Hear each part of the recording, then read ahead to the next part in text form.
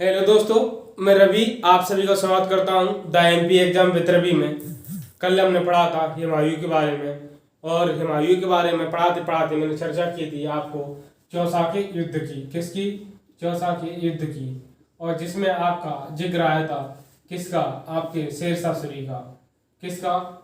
शेरशाह शेरशाह शेरशाह सूरी का। किसका जिक्र आया था दोस्तों? शेरशाह सूरी का जिक्र आया था। जिसमें किसका आया था? शेरशाह सूरी के बारे में।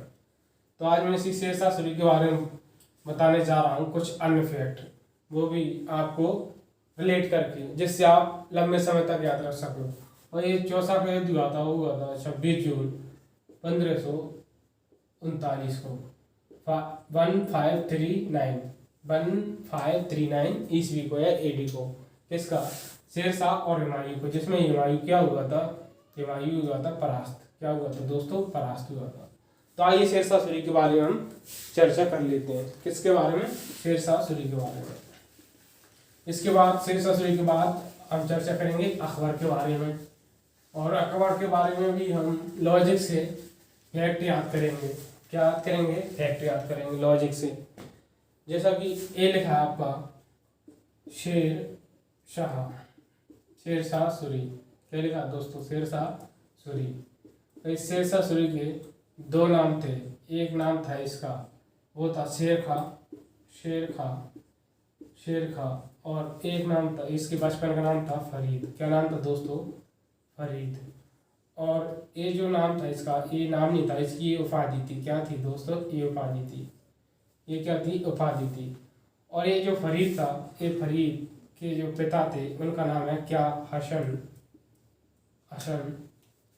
खां। हसन खां का एक कौन था? ये पुत्र था। कौन? आपका शेरशाह सूरी। और हसन का जो जमींदार थे वो थे सासाराम के कौन थे? जमींदार थे। कौन? आपके हसन खां। कहाँ के जमींदार थे?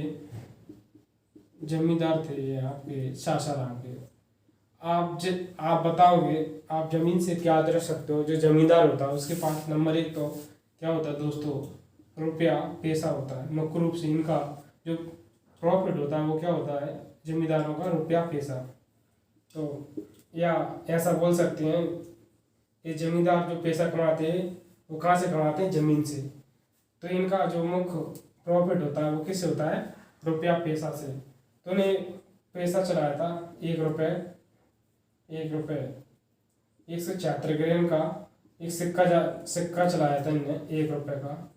किसने? आपके शेरशाह सूरी ने। पहली बार किसने सिक्के जारी किए थे? आपके शेरशाह सूरी ने। किसने? आपके मुगल काल में सिक्के जारी किए थे। किसने? आपके शेरशाह सूरी ने। और इसी ने शुद्ध सोने के सिक्के चलवाए थे। किसके? शुद्ध सोने के सिक्के चलवाए थे आपके। किसने? शेरशाह सूरी ने। और आपको पता है, इस जमीन पर आने के लिए कहीं ना कहीं एक रास्ता चाहिएगा, सीधी मार्ग चाहिएगा। तो इसने दिल्ली से आगरा तक जीटी रोड का निर्माण कराया था। किसका निर्माण कराया था? जीटी रोड का, जिसे बोला जाता ग्रैंड ट्रंक रोड। किसे? शेरशाह सूरी ने इसका निर्माण कराया था। किसका? ग्रैंड ट्रंक रोड का। और इसके बाद इसने दिल्ली का जो किला है, पुराना किला, उसका निर्माण कराया था। और उसमें भी इसने किला ए कुन्ना मस्जिद का निर्माण कराया था। किसका? किला ए कुन्ना मस्जिद का निर्माण कराया था। किसका दोस्तों? किला ए कुन्ना मस्जिद का निर्माण कराया था। किसने? आपके शेरशाह सूरी ने। और आप एक याद रख लेना एक अन्य फैक्ट इसी के कार्यकाल का, उसका नाम है मोहम्मद जायसी। इसके कौन है? मोहम्मद जायसी। ये कवि है मोहम्मद जायसी। इन्हें क्या लिखी? पद्मावत।